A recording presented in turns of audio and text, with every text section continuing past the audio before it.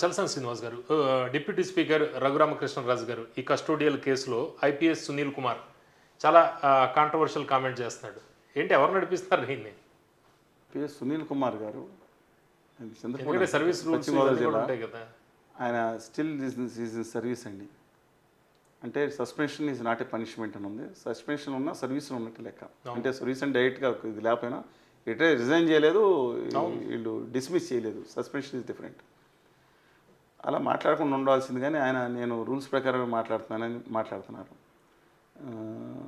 అంటే వేరే వాళ్ళు ఆరోపణ చేయటం వేరండి. రఘురామకృష్ణరాజు గారు టార్గెట్ పెట్టారు, చాలా క్లారిటీతో ఉన్నారు ఆయన. నన్ను ఆ రోజు కొట్టిన దాంట్లో ఈ మనిషి ఉన్నాడు. నిజంగా ఒక ఎంపీ గారిని మనం ఇప్పుడు రాజద్రోహం కేసు సునీల్ కుమార్ గారు ఒకటి మాట్లాడినప్పుడు థర్డ్ డిగ్రీ నిజంగానండి ఒక ఎంపీ గారిని ఆ విధంగా, అంటే ఈయన ఉన్నారో లేదో నాకు తెలియదు, కానీ చేశారని నేను నమ్ముతున్నాను ఎవరన్నా కానీ. తప్పు కదండి. ఒక ఎంపీకి ఆ పరిస్థితి ఉన్నప్పుడు సామాన్యులు ఏమవుతారండి?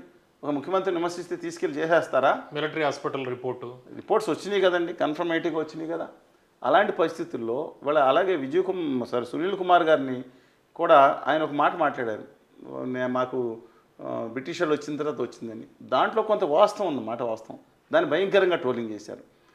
ఇక ఆయన దాని మతం ఇవాళ కొంతమందితో కలిపి ఒక కులాలి మతాలని తీసుకొచ్చి, ఈయన కాదు వేరే ఆఫీసర్స్ కూడా ప్రయత్నిస్తూ ఉన్నారు. Let us wait and see. But most probably ఆయన ఎజెండా క్లియర్గా ఉంది. వచ్చేసారి నాకు తెలియదండి, నేను చెప్తాను, చింతలపూడి నుంచి ఎమ్మెల్యేగా పోటీ చేస్తారేమని అనుమానం. ఎవరు అమలాపురం ఎంపీ అన్నారు వైసీపీ నుంచి. ఆయన అమలాపురం ఎంపీగా ఉండొచ్చు, ఎక్కడైనా పోటీ చేస్తారు. ఎందుకంటే ఆయనకు ఒక ఫ్యాన్ ఫాలోయింగ్ ఉందండి సునీల్ కుమార్. ఎస్, ఆయనకి సెపరేట్గా ఒక ఫ్యాన్ ఫాలోయింగ్ ఉంది. Cannot compare with Kalyan Babu గారు అనుకోండి, ఎంటైర్లీ డిఫరెంట్ ఆయనకు ఉంది. బట్ ఒక రఘురామకృష్ణరాజు గారి మీద ఆయన చేసిన ఆరోపణలు చూశాను కొన్ని. నేను I will go through that అండి. ఆయన అరెస్ట్ చేస్తారు, ఆయన తీసుకెళ్ళి అరెస్ట్ చేస్తూ ఉంటే 420 అని పెడతాం. ఇద్దరి మధ్యన గొడవ. ఆయన ఆర్థిక నేరాలు ఇవన్నీ కూడా ఆయన తీసుకొచ్చాడు, వీడియో కూడా రిలీజ్ చేశాడు. రఘురామకృష్ణరాజు ఆయన ఎనీ టైం అరెస్ట్ అవ్వచ్చు, ఆర్థిక నేరాలు ఇవన్నీ ఉన్నాయి అని చెప్పారు. కొన్ని ఆయన రాజకీయ నాయకుడిగా మాట్లాడారు.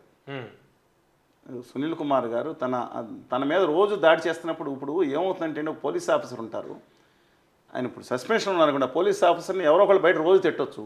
ఆయన డిఫెండ్ చేసుకోవడానికి అవకాశం ఎక్కడ ఉంటుంది ఒక పోలీస్ ఆఫీసర్కి అనేది ఆయన క్వశ్చన్ అయి ఉంటుంది. I'm not denying that. అది డిఫెండ్ చేసుకోవచ్చు, ఇది ఎదురుదాడి. ఆయన డిఫెండ్ చేసుకుంటానికి ఒక రూల్ అతిక్రమించినా చేసే హక్కు ఆయనకి ఖచ్చితంగా ఉంటుంది. కానీ ఇది ఎదురుదాడి, రాజకీయ కోణం ఖచ్చితంగా కనిపిస్తుంది. రేపు పొద్దున్న నా ఉద్దేశం ప్రకారం ఆయన ఇప్పుడు ఏదో రోజు సక్సెస్ అవ్వలే ఉంటారని అనుకుంటున్నాను. అంటే ఉండాలని నేను కోరుకుంటలేదు, అది ఉండాలి మన చూస్తుంటే అలా అనిపిస్తుంది. ఖచ్చితంగా ఆయనకు ఒక దాంట్లో ఉంది కాబట్టి ఆయనకి ఎక్కడో చోట జగన్ గారు అకామిడేట్ చేస్తారేమోనని అనిపిస్తుంది. ఐఎమ్ నాట్ నాకు ఆయనతో పరిచయం లేదు. But let us wait and see అండి ఆయన యొక్క స్ట్రాటజీస్. అలాగే జగన్ గారు అనేక అంగాలని ఆయన ఆల్రెడీ చతురంగ బలాన్ని మోహరిస్తున్నారు, చాలా క్లెవర్గా మోహరిస్తున్నారు. వీళ్ళకి తెలుగుదేశం పార్టీకి అర్థం కావట్లేదు. అంత ఉత్తర భారతీయ జనతా పార్టీ తన చతురంగ బలాలను తాను మోహరిస్తుంది. ఇందులో బలవబోయే తెలుగుదేశం పార్టీ. డెఫినెట్గా చెప్తున్నాను. Thank you very much. నమస్కారం.